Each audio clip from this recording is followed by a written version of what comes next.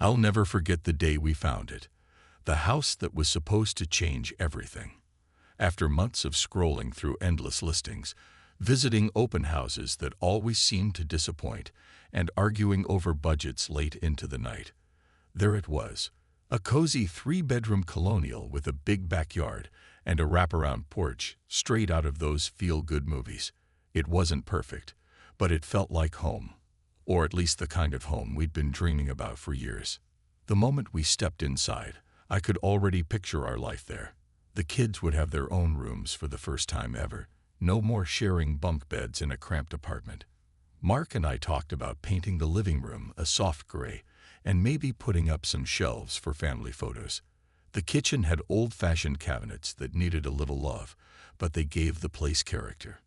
Even the creaky floorboards felt charming, like the house was whispering its history to us. We signed the papers on a sunny Friday afternoon in May.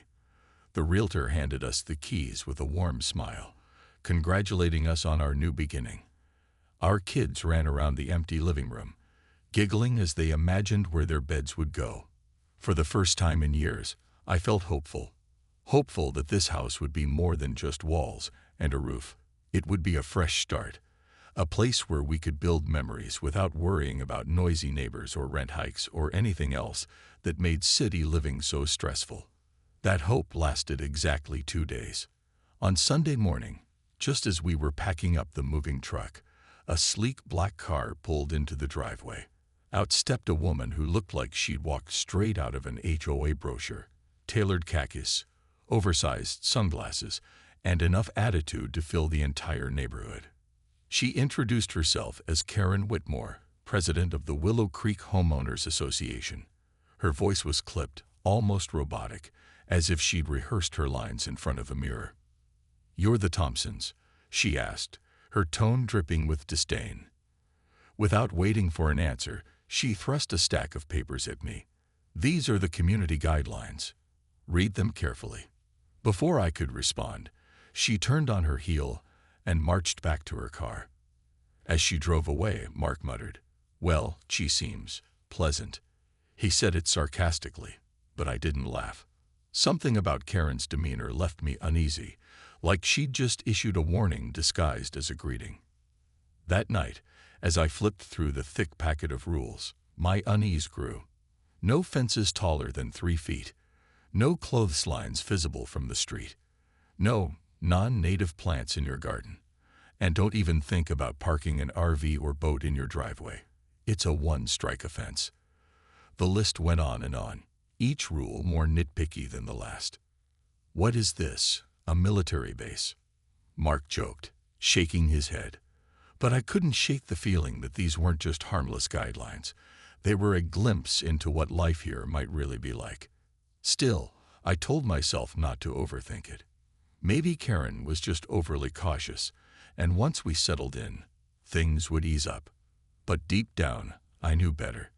There was something off about Willow Creek, something lurking beneath the surface of its picture-perfect streets and manicured lawns. And as it turned out, I was right. 2 weeks passed, and we were still knee-deep in boxes, trying to make the house feel like ours. The kids had claimed their rooms, and Mark was busy assembling furniture that didn't quite fit through the doorways. It was chaotic but exciting, the kind of chaos that comes with starting over. We were finally building the life we'd always imagined. Then, on a Tuesday morning, everything changed. Mark's phone buzzed while he was making coffee. He glanced at the screen, frowned, and answered. I could tell something was wrong by the way his shoulders tensed. He listened silently for a few moments, then said, "Hold on, let me put you on speaker." It was our lawyer. His voice was tight, almost strained. "You need to sit down," he began. My stomach dropped. Those 4 words are never followed by good news. Apparently, Karen Whitmore, the same woman who'd greeted us with a stack of rules, had somehow convinced the HOA board to revoke our purchase agreement. According to her, we hadn't disclosed some minor issue during the buying process. The problem: a tree in the backyard that was supposedly too close to the property line. Never mind that this issue wasn't even mentioned in the inspection report or flagged by anyone else. Somehow, Karen twisted it into a violation of the HOA's sacred guidelines. And then came the part that made my blood run cold. Not only had they canceled our sale, but they'd also sold the house to someone else, a wealthy couple who apparently fit Karen's vision of the ideal homeowner.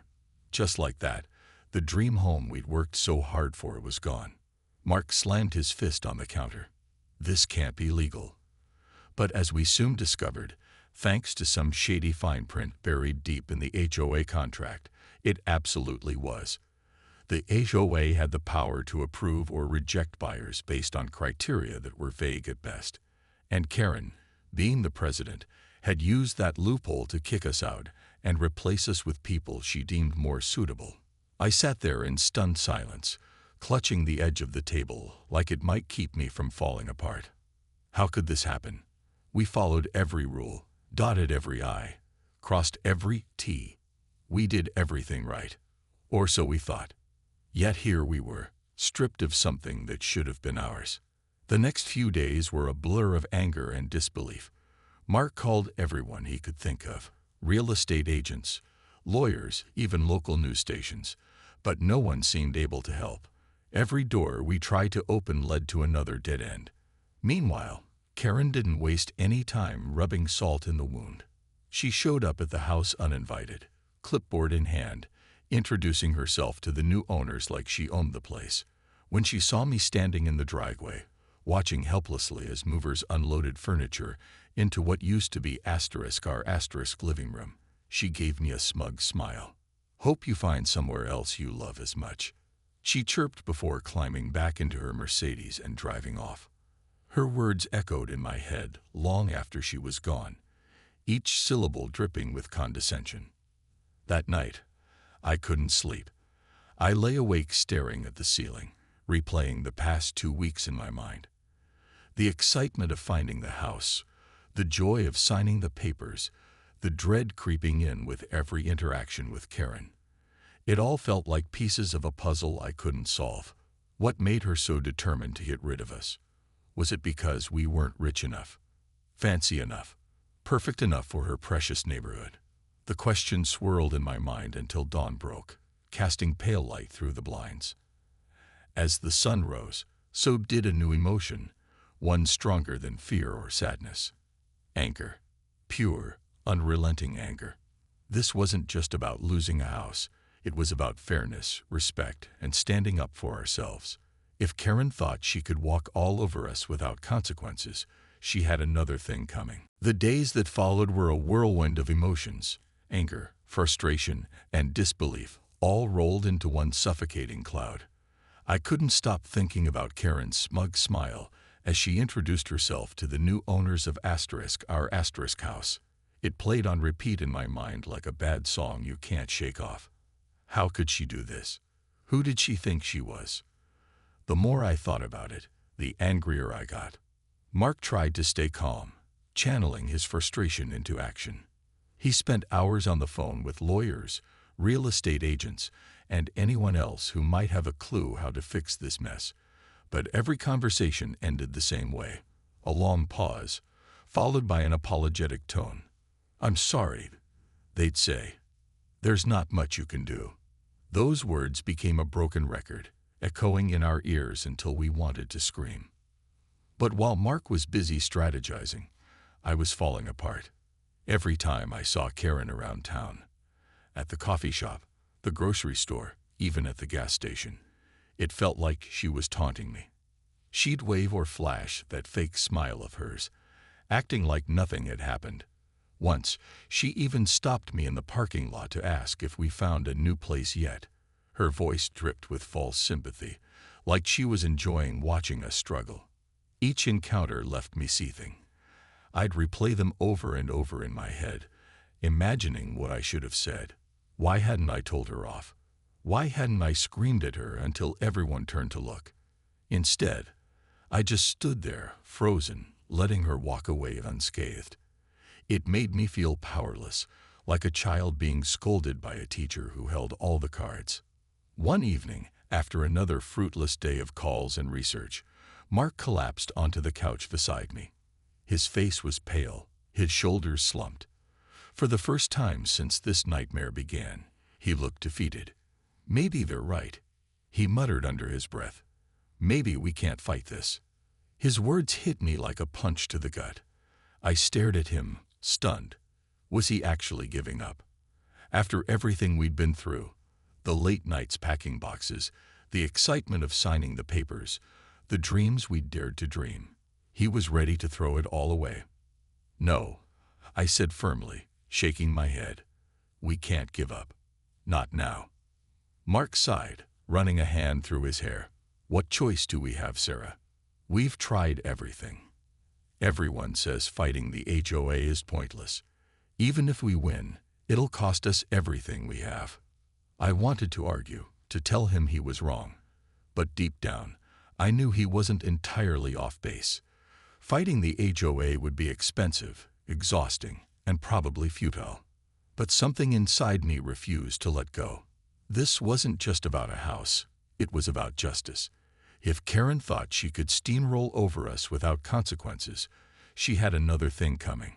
That night, as I lay awake staring at the ceiling, I started thinking about other ways to fight back. What if we couldn't beat them in court? Did that mean we had no options? Or was there another way, a smarter way, to take them down? By morning, an idea had taken root in my mind. It was risky, maybe even reckless, but it was better than doing nothing. I woke up determined to dig deeper, to uncover whatever secrets Willow Creek and its precious HOA were hiding. If Karen wanted a war, she was going to get one. And this time, we wouldn't go down without a fight. The idea that had been brewing in my mind was dangerous, maybe even crazy.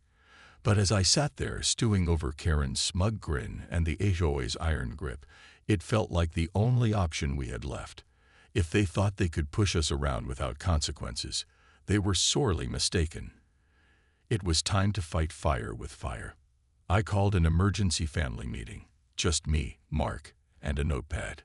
The kids were at school, so we had the house to ourselves. "We need to expose them," I said, my voice steady despite the storm of emotions swirling inside me. Mark raised an eyebrow, clearly skeptical. "Expose who? How?" "Karen," I replied, "and the entire HOA. We dig up their secrets, find proof of whatever shady stuff they're hiding, and make sure everyone knows about it."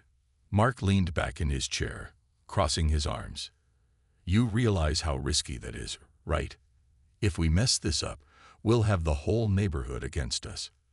"I know," I admitted, "but what choice do we have? Sitting here feeling sorry for ourselves isn't going to get our house back. This might be our only shot." After a long pause, Mark finally nodded. "Okay, let's do it. But we need a plan, a real one."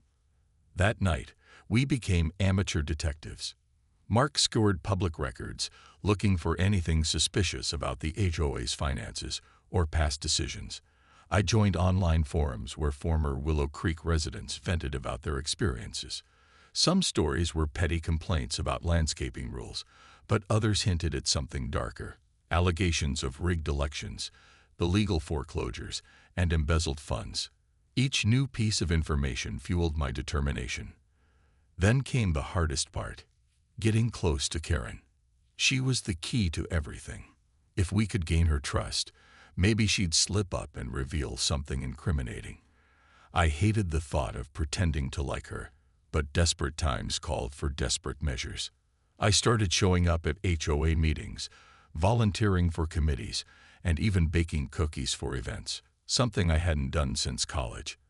At first, Karen eyed me suspiciously, peppering me with questions about why I suddenly cared so much. But I played the part perfectly, acting eager to help her clean up the neighborhood. Slowly but surely, she began to let her guard down. One day, after a particularly grueling committee meeting, Karen invited me to grab coffee. My heart raced as I followed her to a nearby cafe. This was my chance. Over lattes, she started bragging. Not outright, of course, but between sips of caffeine. She dropped hints about how she handled difficult neighbors and kept the community running smoothly. Every word she said felt like gold, and I made sure to remember every detail.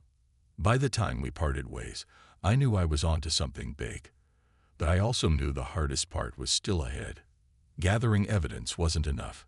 We needed leverage, something that would force Karen to give us back our house or destroy her reputation trying. As I drove home that evening, my hands trembled on the steering wheel. Part of me wondered if I was in over my head. But another part, the stronger part, knew this was our only shot. Karen Whitmore had made a big mistake when she underestimated us. And now, it was time to show her exactly what happens when you mess with the wrong family. The weeks that followed were a blur of calculated moves and sleepless nights. Every conversation with Karen felt like walking a tightrope. One wrong step, and everything would come crashing down. I had to be careful, strategic, and above all, convincing. Pretending to admire her wasn't easy, but I played the role of the eager, compliant neighbor perfectly. Little by little, Karen let her guard down, sharing tidbits about how she ran the HOA with an iron fist. It started with casual comments over coffee or during committee meetings. "You wouldn't believe how many people try to bend the rules," she'd say, rolling her eyes dramatically. "But I always make sure they fall in line." At first, it seemed harmless, just idle boasting. But as time went on, her stories grew more revealing. She hinted at secret deals, whispered about neighbors who'd been forced out for minor infractions, and even joked about how certain board members owed her favors. I listened intently, nodding along and pretending to agree.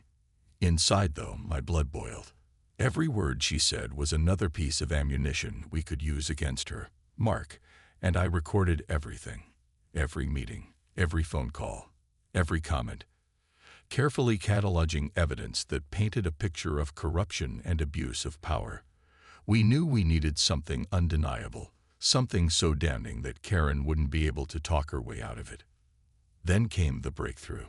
One evening, after a particularly tense HOA board meeting, Karen invited me to her house to go over some paperwork. Her tone was casual, almost friendly, but I couldn't ignore the opportunity. When I arrived, she handed me a folder filled with documents. Financial reports, property records, emails between board members. It was exactly what we'd been hoping for. As I flipped through the pages, my heart raced. There it was, proof of embezzled funds, rigged votes, and illegal foreclosures. Karen sat across from me, sipping tea and chatting about her plans for the neighborhood as if nothing was amiss. She didn't realize I was memorizing every detail, snapping mental photos of the incriminating documents spread out before me. When I finally left her house, my hands shook as I climbed into the car. This was it, the smoking gun we needed to bring her down. But having the evidence wasn't enough. We had to use it wisely. That's when Mark and I came up with the plan. We decided to confront Karen during the next HOA board meeting, a public setting where she couldn't wriggle free. Armed with copies of the documents, voice recordings, and screenshots of incriminating emails, I stood up in front of the room, my voice steady despite the adrenaline coursing through me. "Karen Whitmore has been running this community like her own personal kingdom," I began, projecting my words so everyone could hear. "She's broken laws, manipulated rules, and destroyed lives, all to maintain control." One by one, I laid out the evidence. Photos of financial discrepancies, transcripts of private conversations, and detailed accounts of her actions. The room fell silent as the weight of the truth sank in. Board members exchanged horrified glances, while others looked away, unable to meet Karen's gaze. Karen's face turned bright red, her composure crumbling. For the first time, she was speechless. The woman who had once wielded so much power now sat frozen, exposed for everyone to see. And as I finished speaking, I felt a surge of satisfaction, not just for us, but for every family she'd bullied or betrayed. This was only the beginning. The fallout from that meeting was swift and brutal. As soon as I finished speaking, the room erupted into chaos. Board members were shouting at each other, some demanding answers, others accusing Karen of betrayal. A few stormed out, muttering about resigning immediately. Karen sat frozen in her chair, her face pale and her hands trembling as she stared at the table, unable to defend herself. For a moment, I felt a pang of guilt. After all, no one deserves to be humiliated like that in front of their peers. But then I remembered everything she'd done. The lies, the manipulation, the way she'd stolen our home without a second thought. This wasn't just about me or my family. It was about holding her accountable for years of unchecked power. By the time the meeting ended, word had already spread beyond the walls of the community center. Neighbors who hadn't even attended were buzzing with gossip, texting friends and posting on social media. Within hours, the story blew up online. Local news outlets picked it up, followed by national networks. Reporters camped outside Karen's house, microphones in hand, asking for statements. Protesters gathered near the HOA office, holding signs that read "Justice for Willow Creek" and "No more HOA tyrants." Karen resigned later that day, her reign of terror officially over. But the damage didn't stop there. The evidence we'd uncovered sparked investigations into the HOA's finances, revealing years of mismanagement and corruption. Several board members stepped down, while others faced legal consequences. It was a reckoning long overdue, and the entire neighborhood watched as the house of cards Karen had built came crashing down. As for us, the courts ruled in our favor, nullifying the second sale and reinstating our ownership of the house. When we finally moved in, for real this time, I cried tears of relief and vindication. It wasn't just a victory for us. It was a win for anyone who'd ever been bullied by someone like Karen. Still, life in Willow Creek wasn't the same afterward. Some neighbors avoided us, embarrassed by their complicity or too afraid to take sides. Others thanked us quietly, admitting they'd always suspected something was wrong, but never had the courage to speak up. Trust doesn't rebuild overnight, especially in a place like Willow Creek. But regardless of how people felt about us, one thing was clear: nothing would ever be the same again. Mark and I spent weeks unpacking boxes and settling back into the house, trying to reclaim the joy we felt when we first signed the papers. The kids decorated their rooms with fresh energy, and Mark worked tirelessly to fix the creaky floorboards that had once charmed us. For the first time in months, we could breathe easy, knowing we were truly home. But the scars remained. Every time I passed Karen's old house, the one she'd sold to those wealthy newcomers, I couldn't help but feel a twinge of anger. Rumor had it she'd fled town, moving to Florida, where she'd probably try to reinvent herself in some gated beachfront community. Good riddance, I thought. She'd left behind a trail of destruction, but she wouldn't get away with it here. Not anymore. One evening, as I stood on the porch watching the sunset, Mark joined me, handing me a cup of tea. "We did it," he said softly, wrapping an arm around my shoulders. I nodded, leaning into him. Yeah, we did. It wasn't just about getting our house back. It was about standing up for ourselves, refusing to let someone else dictate our lives. And though the battle had taken its toll, it had also given us something unexpected: strength. Strength to fight for what's right, even when the odds are stacked against you. Life in Willow Creek wasn't perfect, but it was ours. And for now, that was enough. Months passed, and life in Willow Creek slowly began to settle into a new rhythm. The chaos of the HOA scandal faded from the headlines, replaced by quieter stories about bake sales and community cleanup days.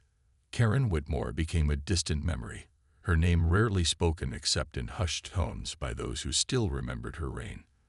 Rumors swirled that she'd moved to Florida, where she was allegedly terrorizing a beachfront condo association with the same tyrannical tactics she'd used here. I didn't know if it was true, but I liked to imagine her getting exactly what she deserved. For us, things were different now. Our house felt like home again, not just because we painted the walls or rearranged the furniture, but because we fought for it. Every creaky floorboard and drafty window carried a story of resilience, a reminder that we hadn't backed down when it mattered most. The kids seemed happier too, running through the backyard without a care in the world. Mark spent weekends fixing up the porch, determined to make it as sturdy and welcoming as possible. It wasn't perfect, but it was ours, and that made all the difference. Still, the scars lingered. Trust doesn't rebuild overnight, especially in a neighborhood like Willow Creek. Some neighbors avoided us altogether, too embarrassed by their silence during Karen's rule to face us directly. Others tried too hard to be friendly, showing up with casseroles or offering unsolicited advice about gardening. I appreciated the effort, but it was hard not to notice the awkwardness beneath the surface. People were nervous, unsure how to act around the family who had dared to stand up to the HOA. But there were moments of grace too. Mrs. Hargrove, the elderly woman across the street who had once refused to meet my eyes, started leaving fresh flowers on our doorstep every few weeks. Just a little something to brighten your day, she'd say with a shy smile before hurrying back inside. It wasn't much, but it meant more than she probably realized. A small gesture of apology, maybe even solidarity. One evening, as I sat on the porch watching the sunset, I thought about everything we'd been through. Losing the house, fighting the HOA, confronting Karen. It had changed me in ways I couldn't fully articulate. I used to believe in playing by the rules, in trusting authority figures to do the right thing. Now, I knew better. Rules are only as good as the people enforcing them, and power left unchecked can turn toxic faster than you'd think. Karen may have underestimated us, but she taught me an invaluable lesson. Sometimes, standing up means standing alone. And while I wouldn't wish that kind of battle on anyone, I also wouldn't trade the strength it gave me.